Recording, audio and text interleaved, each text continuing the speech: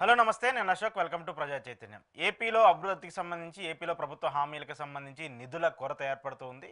కూటమి సర్కార్ అధికారంలోకి వచ్చిన తర్వాత ప్రధానంగా సూపర్ సిక్స్ మీద హామీలకు సంబంధించి అమలు చేస్తామంటూ కూడా చెప్తూ వస్తున్నారు. కానీ ప్రస్తుతము సూపర్ సిక్స్ అమలు చేయాలంటే ఏపీకి సంబంధించి బడ్జెట్ కావచ్చు, ఏపీకి సంబంధించిన అప్పులు కావచ్చు సహకరించే అవకాశం లేదు. కాబట్టి వాటిని అమలు చేసే పరిస్థితి లేదంటూ కూడా ప్రభుత్వం చెప్తూ వస్తుంది. ఇక మరోవైపు కేంద్ర బడ్జెట్ ప్రవేశపెట్టినటువంటి నేపథ్యంలో మొదటి బడ్జెట్లో ఎంతో కొంత ఏపీ ప్రభుత్వానికి కొంత నిధులు కేటాయించడం, అలాగే పోలవరానికి సంబంధించిన అంశాన్ని కూడా వాళ్ళు ప్రధానంగా పెద్ద ఎత్తున చెప్తూ వచ్చారు. కానీ మొన్న ప్రవేశపెట్టినటువంటి బడ్జెట్లో ఎక్కడా కూడా ఏపీకి సంబంధించి నిధులు కేటాయింపు కావచ్చు, పోలవరానికి సంబంధించి, విశాఖ స్టీల్ ప్లాంట్కి సంబంధించి, అలాగే అమరావతికి సంబంధించి ఎక్కడా కూడా నిధులు కేటాయించలేదు. అయితే ఏదైతే గతంలో ఎన్నికలకు సంబంధించి హామీ ఇచ్చిందో ఆ హామీని కేంద్ర ప్రభుత్వం, రాష్ట్ర ప్రభుత్వం మరిచారు.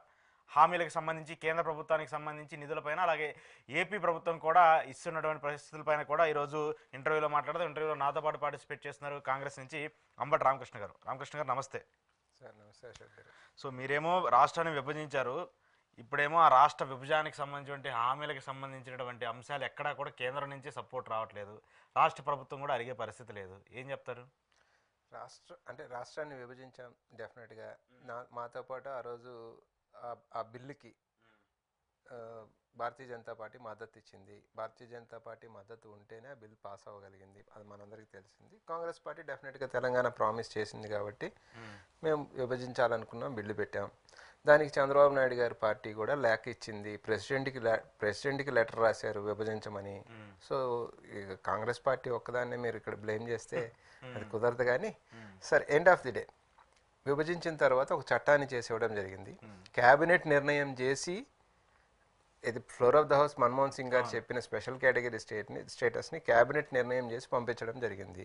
సో పంపించిన దాన్ని సాధించుకురావడం, నెక్స్ట్ వచ్చిన గవర్నమెంట్ ఇంప్లిమెంట్ చేయడం, నెక్స్ట్ వచ్చిన గవర్నమెంట్ కేంద్రంలో సాధించుకోవడం, ఇక్కడ రాష్ట్రంలో వచ్చిన గవర్నమెంట్. దాని చంద్రబాబు నాయుడు గారు అండ్ మోడీ ప్రభుత్వం ఆ రోజు కూడా వీళ్ళు కలిసే ఉన్నారు. ఫస్ట్ టెన్యూర్లో కూడా 4 years పాటు కలిసే ఉన్నారు. చంద్రబాబు నాయుడు గారు 1కి 4 సార్లు పిల్లి మొగ్గలేశారు. కాసేపు ప్యాకేజ్ అంటారు, కాసేపు ప్రత్యేక హోదానే కావాలంటారు. సో 100 పిల్లి మొగ్గలు వేయటం వల్ల చివరికి అది ఏమైందో అర్థం కాని ఒక డోలాయమాన స్థితికి చేరిన తర్వాత ఉత్తరాంధ్రకు సంబంధించిన ప్యాకేజ్ అది ఎందుకు సాధించుకురావట్లేదు, ఎందుకు అడగట్లేదు, ఇప్పుడు గత 10 ఏళ్లుగా ఉన్న 2 ప్రభుత్వాలు ఎందుకు సాధించరాగలేకపోయినా అర్థం కాని పరిస్థితి. సో ఏది ఏమైనప్పటికీ గత 10 ఏళ్ల విషయం పక్కన పెడితే కూడా ఇప్పుడున్న పరిస్థితుల్లో గత 10 ఏళ్ళు సరే వాళ్ళకి బలం ఉంది, మనకు సంబంధం లేదు, మనతో పట్టించుకోరు, ఇవన్నీ పక్కన పెడదాం. ఇవాళ చంద్రబాబు నాయుడు గారి సపోర్ట్తోనే కదా గవర్నమెంట్ నడుస్తూ ఉంది. సో సపోర్ట్తో నడుస్తూ ఉన్నప్పుడు మీరు ఎందుకు సపోర్ట్ ఇస్తున్నారు? అసలు ఎవరి ప్రయోజనం కోసం? వ్యక్తి ప్రయోజనం కోసమా, రాష్ట్ర ప్రయోజనం కోసమా? రాష్ట్ర ప్రయోజనం కోసం అన్నప్పుడు పోలవరానికి సంబంధించి బడ్జెట్లో నిధులు 41.5 దగ్గర ఆపి అక్కడికి సరిపడా 30,000 కోట్లు, 30,000 కోట్లలో ఒక 5,000 కోట్లు ఇవాళ బడ్జెట్లో ఇస్తామని పెడితే, అంటే పోలవరం ఎత్తును కూడా 48.75 ఉంది, ఎత్తు తగ్గించి దాన్ని బడ్జెట్లో పెడితే దాని భవిష్యత్తుని ఏం చేయదలుచుకున్నారు? పోలవరం భవిష్యత్తుని, పోలవరం పూర్తి స్థాయిలో కంప్లీట్ చేస్తారా? ఈ ఫస్ట్ ఫేజ్తో ఇక్కడతో ఆపేస్తారా?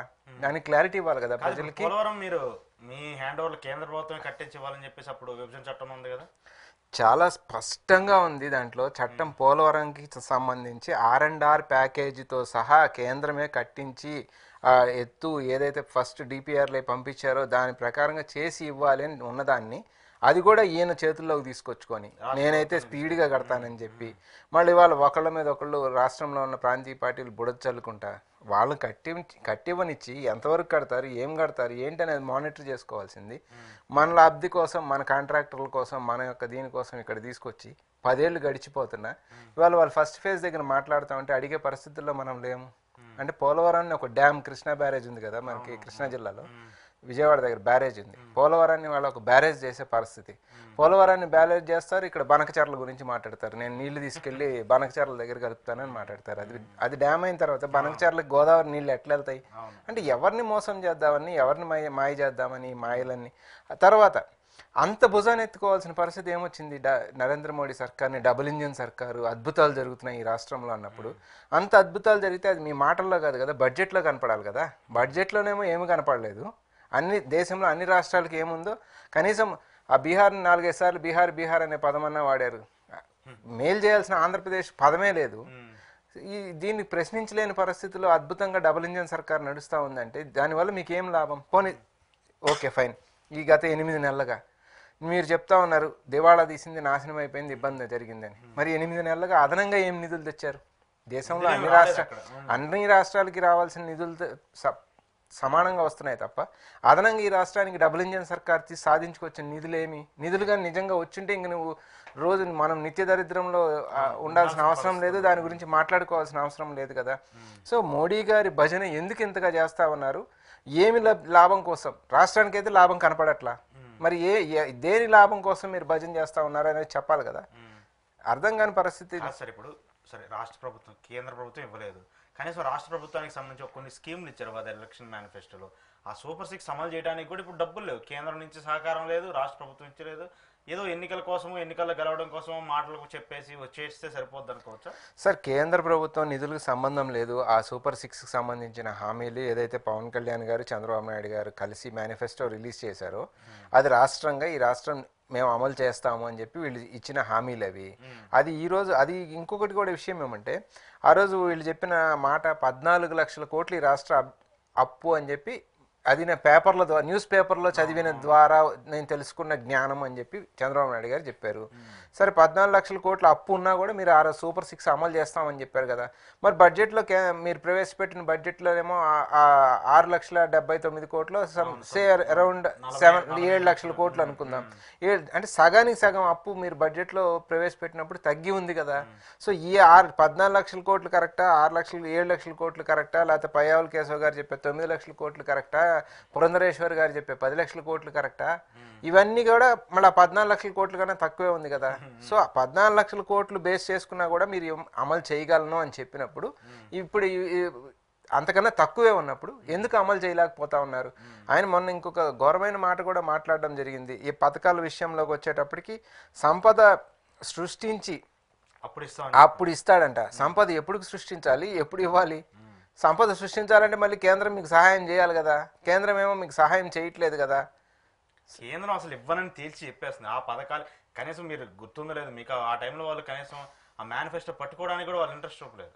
ఎలక్షన్స్ టైంలో మేనిఫెస్టో పట్టుకోవడానికి ఇంట్రెస్ట్ చూపలేదు. దాని ఏదో జస్టిఫికేషన్ చేసుకునే కార్యక్రమం వాళ్ళు చేసిన తర్వాత ఎండ్ ఆఫ్ ది డే సరే ఆ పథకాలతో మాకు సంబంధం లేదని చెప్పే భారతీయ జనతా పార్టీ గవర్నమెంట్లో ఎట్లా కంటిన్యూ అవుతుంది? ఎవరికో ఒకళ్ళకు ఉండాలి కదా. గవర్నమెంట్లో కంటిన్యూ అవుతారు. గవర్నమెంట్లో మేజర్ స్టేక్ హోల్డర్స్ ఇద్దరు ప్రామిస్ చేసిన ప్రామిస్లకు మాకు సంబంధం లేదంటారు. వీళ్ళు వెళ్ళి సెంట్రల్ గవర్నమెంట్లో ఉంటారు, నిధులు తెచ్చుకోలేరు. ఏం తమాషా చేస్తా ఉన్నారు ఆంధ్రప్రదేశ్ రాష్ట్రంలో అంటే, కేవలం అధికారం ఎంజాయ్ చేయాలి.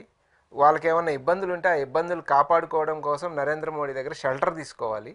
ఆ షెల్టర్ తీసుకొని ఆంధ్ర రాష్ట్ర ప్రజల్ని నిండా పోలవరంలో ముంచినా పర్వాలేదు అనే ఒక ఆలోచన చేస్తూ ఉన్నారు తప్ప రాష్ట్రానికైతే ప్రయోజనం చేకూరుస్తాం.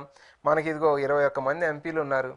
అవసరమైతే ప్రతిపక్ష పార్టీ దగ్గరికి అప్రోచ్ అవుతాం. Major stake holder Congress party, ప్రతిపక్ష పార్టీ, ఇదిగో భయ్యా నువ్వు విభజన చేశావు, ఈ చట్టం ఇట్లా పడింది 10 ఏళ్ల నుంచి, దానికి మరి మాకేమో నరేంద్ర మోడీ ప్రభుత్వం అమలు చేయట్లేదు, రండి పోట్లాడండి, మీరు వచ్చి మాతో పాటు కలిసి పోట్లాడదాం అని రావాలి కదా, అప్రోచ్ అవ్వాలి కదా. బలాన్ని కూడగట్టుకునే కేంద్రంలో అధికారంలో ఉన్నటువంటి ప్రభుత్వంలో ఉన్నారు, ఇక్కడ రాష్ట్రంలో అధికారంలో ఉన్నారు, ప్రతిపక్షమైన కాంగ్రెస్ అవసరం అంటే నేను అంటుంది మీకు నిజంగా రాష్ట్రం పట్ల కన్సర్న్ ధ్యాస ఉంటే రాజకీయ పార్టీ కన్సర్న్ ఉంటుందా, రాజకీయం చేస్తుందా?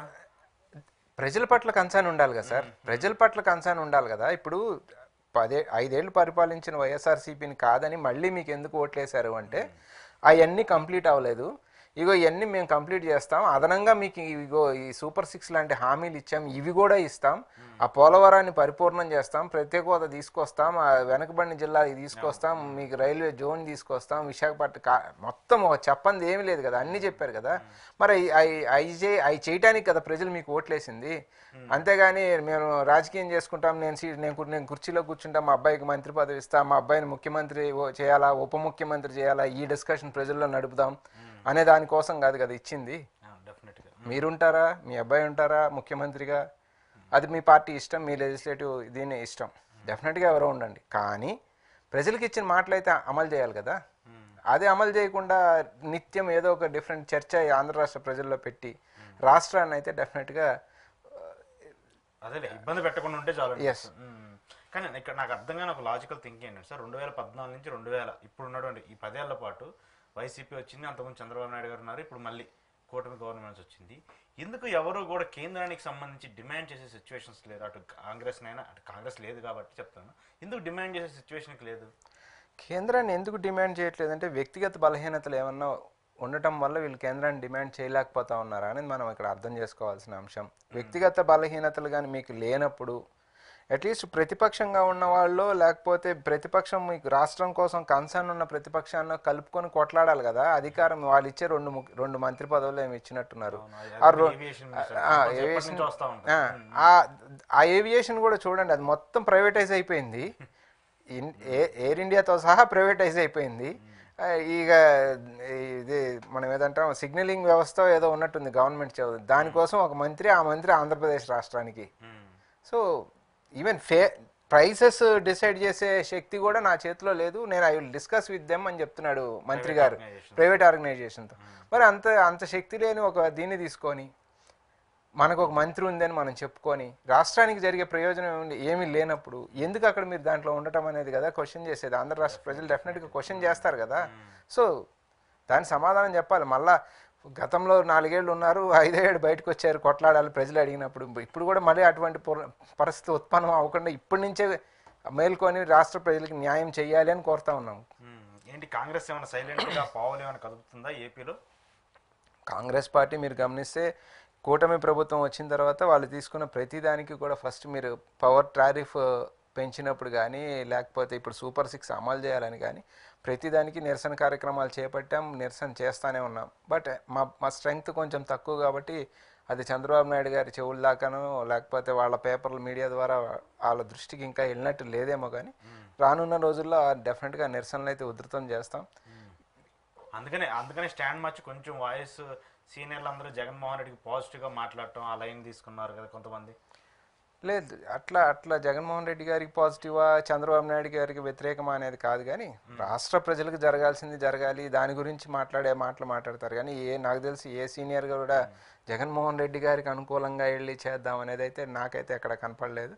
మరి మీరు అంటే కనుక్కోని సెన్స్ ఎట్లయినా ఇక్కడ స్టేట్కి సంబంధించి ఒక సపోర్ట్ కావాలి వీళ్ళకి, ఇక్కడ కూడా ఏపీలో మీరు ఎదగాలన్నా కూడా ఇక్కడ అపోజిషన్ ఉన్నటువంటి ఒక పార్టీ సపోర్ట్ కావాలి. అలాంటి ఏమన్నా జరుగుతాయా రాబోయే రోజుల్లో? అలాంటి ఏమన్నా జరుగుతాయంటే కూడా ఓపెన్గా ఒప్పుకోవాల్సిన విషయం, బలంగా ఉన్న వైఎస్ఆర్సీపీ కేంద్రంలోనే మేము బలంగా ఉన్నాం, రాష్ట్రంలోనే వాళ్ళు బలంగా ఉన్నారు. ఇట్స్ లైక్ ఇప్పుడు బీజేపీ టీడీపీ కాంబినేషన్, కేంద్రంలో బీజేపీ బలంగా ఉంది, ఇక్కడ చంద్రబాబు నాయుడు గారు బలంగా ఉన్నారు. సో ఆ తరహా ఆలోచన ఏమన్నా వైఎస్ఆర్సీపీ చేస్తే అప్పుడు ఆలోచించాల్సిన విషయమే. కానీ ఈ రోజు వరకు కూడా వాళ్ళు బీజేపీ ఏ బిల్ పెడితే ఆ బిల్కి సపోర్ట్ ఇచ్చుకుంటా ఉన్నప్పుడు, సో దాన్ని ఈ రోజు డెఫినెట్గా బీజేపీ ఎందుకంటే జీరో ఉన్నటువంటి బీజేపీ ఈరోజు 8 మంది ఎమ్మెల్యేలు మంత్రులు అంతమంది ఎంపీలు గెలిచిందంటే డెఫినెట్గా స్టేట్స్ సపోర్ట్తోనే. సార్ బీజేపీ ఐడియాలజీ, బీజేపీ ఆలోచన విధానం డెఫినెట్గా ఈ దేశానికి మంచిది కాదు, అది వైసీపీ కూడా ఒప్పుకుంటుంది. కానీ ఒక తప్పనిసరి పరిస్థితి ఏమో తెలీదు, వాళ్ళైతే వాళ్ళకి మద్దతు ఇస్తూ ఉన్నారు. అట్లా కాదు మనం భారతీయ జనతా పార్టీతో కొట్లాడదాం అనుకున్నప్పుడు ఖచ్చితంగా కాంగ్రెస్ కమ్యూనిస్టులు అందరూ కలిసి వెళ్తారు, బలంగా శక్తివంతంగా కొట్లాడతాం, గట్టిగా మాట్లాడతాం. డెఫినెట్గా చేయాల్సిన మేరకు రాష్ట్ర ప్రజలకు సాధించుకురావడానికి వాళ్ళకి వాయిస్ పెరుగుతుంది, మాకే కాదు వాళ్ళకి వాయిస్ పెరుగుతుంది కదా. సో పోరాటం నిజంగా రాష్ట్ర ప్రజల కోసం అన్నప్పుడు ఆలోచించాలి. రాష్ట్ర ప్రజల కోసం కేంద్రంలో కాంగ్రెస్ పార్టీ సిద్ధంగా ఉంది కొట్లాడటానికి. ఇక్కడ ఉన్న వీళ్ళు అర్థం చేసుకొని ఆలోచించుకోవాలి మనం ఏ దిశగా ప్రయాణించాలి. ఎందుకంటే ఈ మాట మాట్లాడంటే ఇటీవల కొన్ని రాష్ట్రాల్లో జరిగినటువంటి ఎలక్షన్స్ సంబంధించి కూడా వైసీపీ వాళ్ళు మాట్లాడతారు. జగన్మోహన్ రెడ్డి ఆ ఎలక్షన్స్లో ఈవీఎంలకు సంబంధించి మీరు పోరాటం చేసిన దాన్ని ఇంప్లిమెంట్ చేయడం, దాని మీద వాయిస్ మాట్లాడుతుంటారు కదా, అలాంటి అవకాశాలు ఏమైనా ఉంటాయని. అదే నేను అంటున్నా, వాయిస్ ఒక డైరెక్షన్లో ఉంది, కానీ ఎండ్ ఆఫ్ ద డే ఇక్కడ వచ్చేటప్పటికి మళ్ళీ ఆయన అట్లా వెళ్తున్నారు. అట్లా వెళ్లకుండా ఇక్కడ ఉంది కాదు, ఇది రాష్ట్రానికి దేశానికి నష్టం జరుగుతుంది, దాని గురించి ఎత్తుతుంది కాంగ్రెస్ పార్టీ. సో మనం ఇక్కడ బ్రేక్ ఇక్కడ కొట్టాలి, ఆ స్టాప్లో కాదు ఈ స్టాప్లో ఆగుదాం అనుకున్నారు అనుకోండి, ఆ పరిణామాలు వేరుగా ఉండొచ్చు. డెఫినెట్గా అలాంటి పాసిబిలిటీస్ కూడా రాబోయే రోజుల్లో ఉంటే లేదు చూద్దాం. Thank you sir, thank you very much. ఇది ఈరోజు అంబటి రామకృష్ణ గారితో స్పెషల్ ఇంటర్వ్యూ. చూస్తూనే ఉండండి ప్రజా చైతన్యం.